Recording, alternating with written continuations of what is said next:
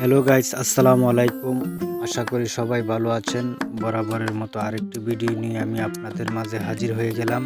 যারা এই ধরনের পেট্রোল চালিত অথবা ডিজেল চালিত ডিজিটাল মাড পাম্প ইউজ করে থাকেন, তাদের জন্য আজকে আমি একটি গুরুত্বপূর্ণ টিপস শেয়ার করব। ভিডিওটি খুবই গুরুত্বপূর্ণ হতে যাচ্ছে, তাই শেয়ার করে সবার মাঝে সবাইকে দেখার সুযোগ করে দিন। বন্ধুরা, আজকে আমি আপনাদের মাঝে যে সমস্যাটির কথা তুলে ধরব সেটি হচ্ছে, আপনি হয়তো প্রথমে ট্যাঙ্কি লোড করে তেল দিয়ে মেশিন চালিয়ে দিলেন। অল্প সময় যাওয়ার পরে হঠাৎ মেশিন নিজেই বন্ধ হয়ে গেল।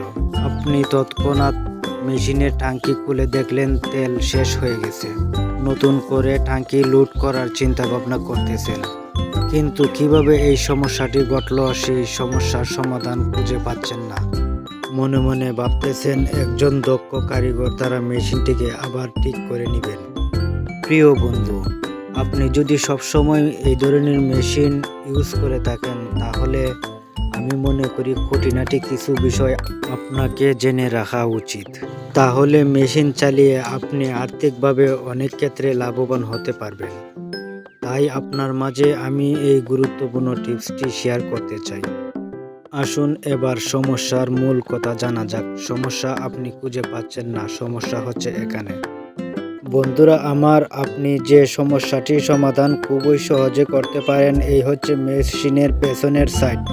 আর সেই মেশিনের পেছনের সাইডে ছোট একটি তেলের কন্টেইন রয়েছে, তার পাশে ছোট একটি গোলাকার একটি নাট রয়েছে। সেই নাটটি কিন্তু আপনারা সহজে একটি টেস্টার দিয়ে মেরামত করে নিতে পারেন। আপনি যখন মেশিন চালাবেন তখন একদিকে দেখতে পারবেন টপ টপ করে ফুটা ফুটা করে তেল পড়ে।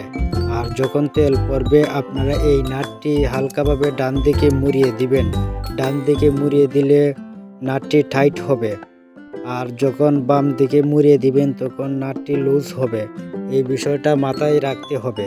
আপনি যদি এই নাটটি একবার সঠিকভাবে সেটিং করে দিতে পারেন, পরবর্তীতে আপনার মেশিনের তেল তাড়াতাড়ি শেষ হবে না এবং আপনি দীর্ঘ সময় তেল দিয়ে মেশিন রানিং রাখতে পারবেন। আপনার মেশিন সঠিকভাবে চলবে, কোনো সমস্যা দেখা দিবে না ইনশাল্লাহ। এভাবে কিন্তু নিজের কাজটি নিজে করতে পারলে মেকারের খরচ থেকে বাঁচতে পারবেন। প্রিয় বন্ধুরা, সবশেষে আপনাদের উদ্দেশ্যে একটি কথাই বলবো, আমরা অনেক সময় মেশিনের খুঁটিনাটি কাজ জানি না বিধায় মেশিনটি বিক্রি করে দিয়ে আবার নতুন মেশিন কেনার চেষ্টা করি। এতে করে দেখা যায় অনেক টাকা পয়সা খরচ হয়।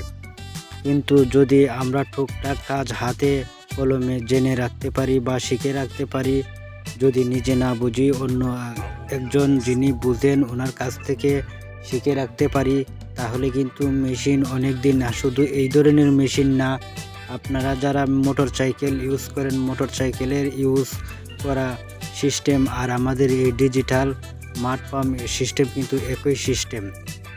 তাই সবার উদ্দেশ্যে বলবো, টুকটাক খুঁটিনাটি কাজ যদি জানা থাকে, তাহলে যে কোনো ধরনের মেশিন কিন্তু অনেক দিন ইউজ করা যায়। এই কথাটা মাথায় রাখতে হবে। আর সবাইকে ধন্যবাদ জানিয়ে আজকের মতো ভিডিওটি এখানে সমাপ্ত করব। ভিডিওটি কেমন হয়েছে যদি ভালো লেগে থাকে, তাহলে সবার মাঝে শেয়ার করে সবাইকে দেখার সুযোগ করে দিবেন।